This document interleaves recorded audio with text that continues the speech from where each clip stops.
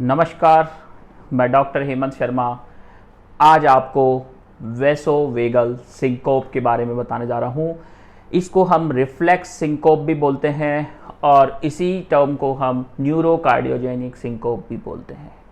Syncope कई different तरीके के होते हैं, पर जो जनरली हम देखते हैं हमारी प्रैक्टिस में या आसपास वो मोस्टली वेसोवेगल सिंकोप होता है। तो इसके बारे में हम स्टार्ट करते हैं। तो वेसोवेगल सिंकोप क्या है, देखिए उससे पहले समझते हैं ये क्या है। ये है कि आपका ट्रांजिएंट लॉस ऑफ कॉन्शियसनेस, अचानक से बेहोश हो जाना कुछ समय के लिए, लेस देन 1 मिनट, 1 मिनट से कम समय के लिए बेहोश हो जाना, खड़े खड़े गिर जाना या बैठे बैठे गिर जाना।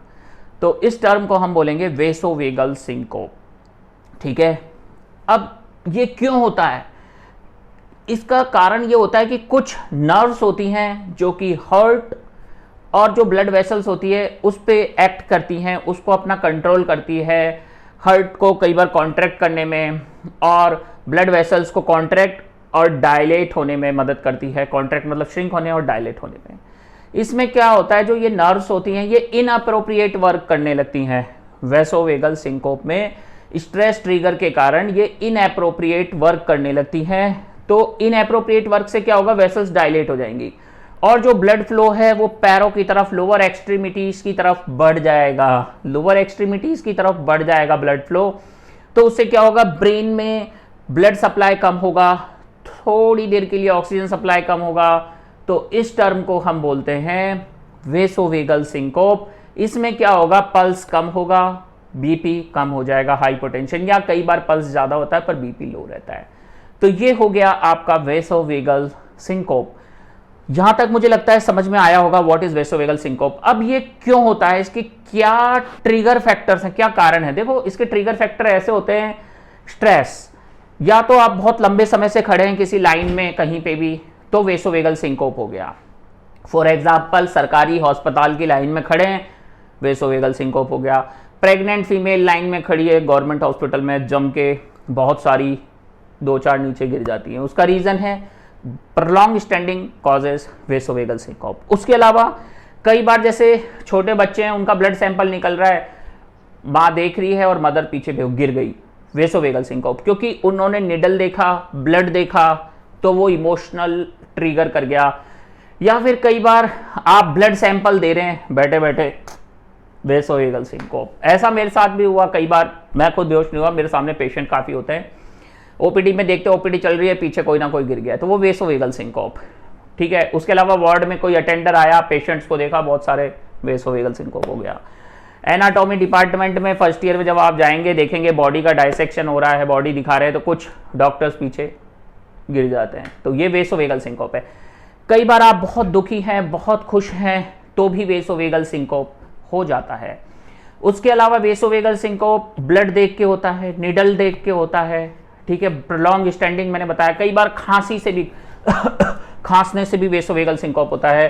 कुछ केसेस में यूरिन पास करने के बाद, कुछ केसेस में स्टूल पास करने के बाद, ये सब सिंकोप होते हैं। कई बार कुछ दुख की खबर मिलती है तो आदमी खड़े खड़े गिर जाता है। ठीक है, डिप्रेशन में वेसोवेगल सिंकोप हो जाता है। अब वेसोवेगल सिंकोप होने से पहले कोई हमें आइडिया मिलेगा या कुछ हमें साइन मिलेंगे? यस, कई बार जी घबराता है, नोजिया सा होने लगता है, सर घूमने लगता है, लाइट हेडेडनेस, आंखों के सामने थोड़ा अंधेरा अंधेरा छाने लगता है गिरने से पहले, और उस समय आप तुरंत लाई डाउन हो जाते हैं। तो इस टर्म को बोलेंगे वेसोवेगल सिंकोप हुआ। ये इसके वार्निंग साइन है, गिरने से पहले आपको वेसोवेगल सिंकोप के साइन मिलेंगे। तो मुझे लग रहा है आपको यहां तक अच्छे से समझ में आ रहा होगा। अब बात करते हैं कि वेसोवेगल सिंकोप हो गया, पेशेंट गिर गया, तो अब आपका स्टेप क्या है?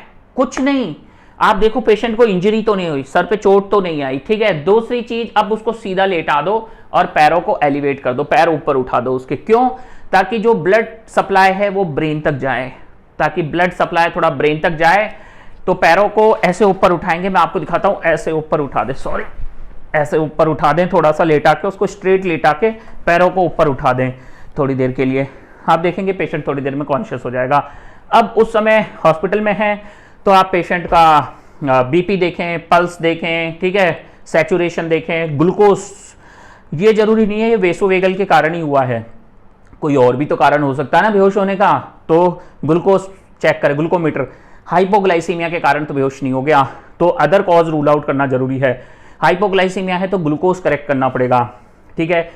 हॉस्पिटल में है तो आप पेशेंट अगर कॉन्शियस नहीं होता है 1 मिनट से ज़्यादा तो देखे कहीं जनरलाइज्ड एपिलेप्सी तो नहीं आ गई, मिर्गी तो नहीं आ गई, कहीं पार्शियल सीजर्स तो नहीं है।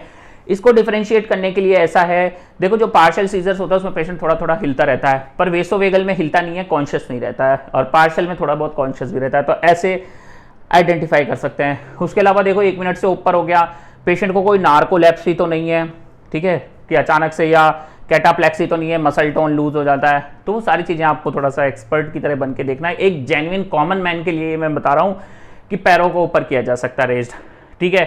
तो सिम्टम्स रूल आउट करेंगे।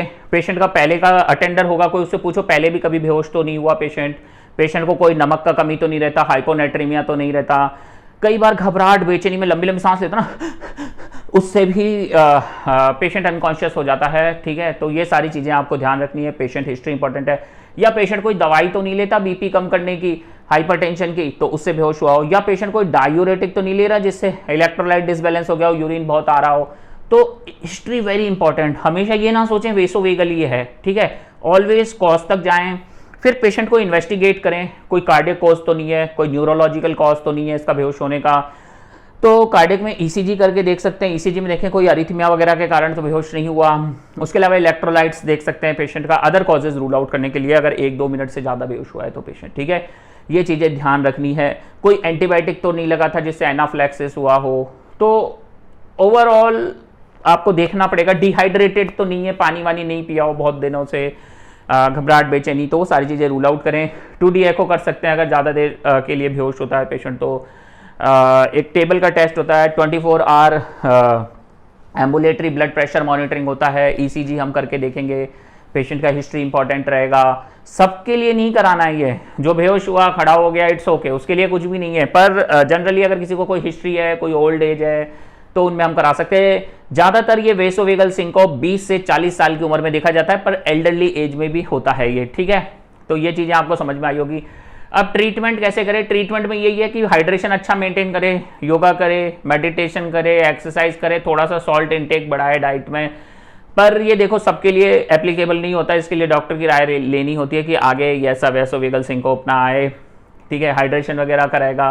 कुछ मेडिसिन आती हैं अल्फा एड्रिनर्जिक अगोनिस्ट, वो भी दे सकते हैं अगर बार बार ऐसा सिंकोप का हिस्ट्री होता है तो, ठीक है। और लाइफ स्टाइल, डाइट, ये सब तो इंपॉर्टेंट रोल प्ले करेगा ही। तो इंपॉर्टेंट है, पहले आपको समझ में आना चाहिए। अब मैं आपको बताता हूँ, अगर वीडियो अच्छा लगता है तो लाइक करें, चैनल पे नए हैं सब्सक्राइब कर लें, और आपको भी ऐसा हिस्ट्री है सिंकोप आता है, चाहे वो वेसोवेगल नहीं हो, कोई और है, तो वो रूल आउट किया जाएगा, ठीक है। और अगर आपको कंसल्टेशन चाहिए तो व्हाट्सअप नंबर मेरा डिस्क्रिप्शन में है, कृपया डायरेक्ट कॉल ना करें, व्हाट्सअप पे जाके अपना अपॉइंटमेंट बुक करें, मैसेज करें, ठीक है।